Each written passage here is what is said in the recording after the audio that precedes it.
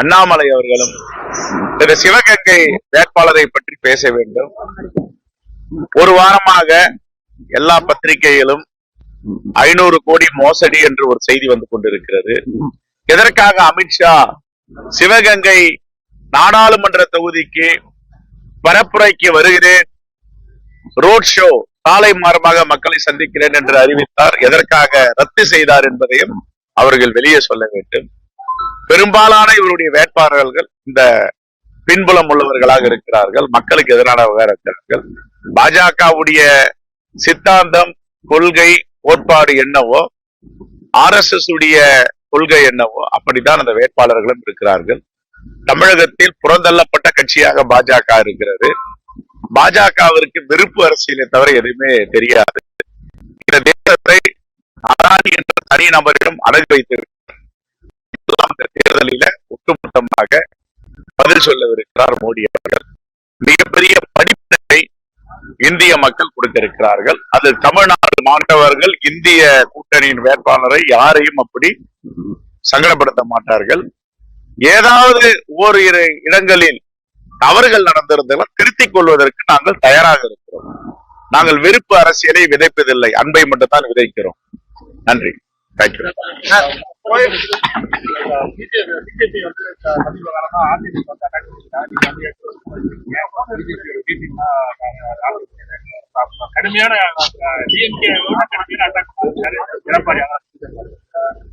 அவர்களுக்குள்ள என்ன உறவுன்ட்டு எல்லாருக்கும் தெரியும். பாஜகவுக்கு வாக்களித்தாலும் ஒன்றுதான், அதிமுகவுக்கு வாக்களித்தாலும் ஒன்றுதான், இரண்டும் ஒரே வாக்குதான். நன்றி. அந்த விமர்சனம் எல்லாம் என்ன விமர்சனம் தெரியும். கொல்லைப்புறம் வழியாக ஒரு உறவு இருக்கு. அந்த உறவு என்ன உறவு என்று மக்களுக்கு தெரியும். கோயம்புத்தூர்ல தொடர்ந்து பாஜக பல்வேறு பிரச்சனை நடந்துட்டு தேர்தல் ரத்தாயிரம் அப்படிங்கிற சூழ்நிலை என்ன வேண்டுமானாலும் செய்வாங்க. 4 கோடி ரூபாய் புடிச்சு ஒரு வாரம் ஆச்சு.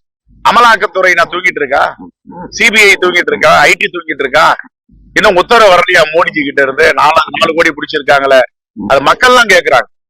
4 ரூபாய் பிடிச்சாவே மிகப்பெரிய சோதனை, குதறல் எல்லாம் நடக்குது. 4 கோடி பிடிச்சிருக்காங்களா? மோடிஜி இன்னும் காதுக்கு செவியில போலியா, இல்ல கண்ணுக்கு தெரியலையா? இந்த மோடி மாடல் ஆட்சி என்பது ஜனநாயகவாதிகளை சிதைக்க வேண்டும், ஜனநாயகத்தை நசுக்க வேண்டும், பாசிஸ்டுகளை வளர்க்க வேண்டும். அதுதான் அவருடைய மாடல் ஆட்சி.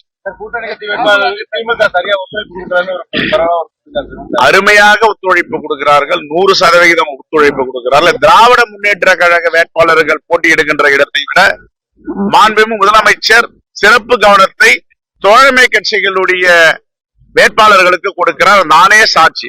எங்களுடைய 10 தொகுதியில சிறப்பாக பணியாற்றுகிறார்கள்.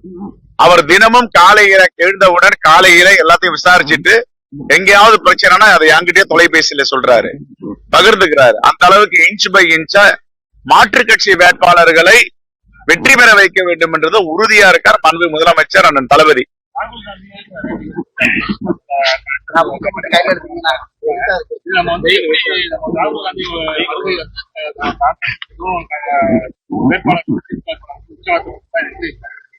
மிகப்பெரிய எழுச்சி எங்கள் தலைவர் ராகுல் காந்தி வந்த பிறகு தமிழ்நாட்டில நேற்றையிலிருந்து மிகப்பெரிய எழுச்சி ஏற்பட்டிருக்கு. அந்த எழுச்சியை கண்கூடாக பார்த்தோம்.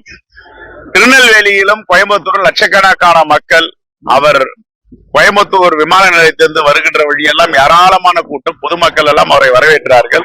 மிகவும் எழுச்சியாக இருக்கிறது. கடந்த தேர்தலை விட 2 மடங்கு வாக்கு வித்தியாசத்தில் இந்த தேர்தலில் நாங்கள் வெற்றி பெறுவோம். நன்றி.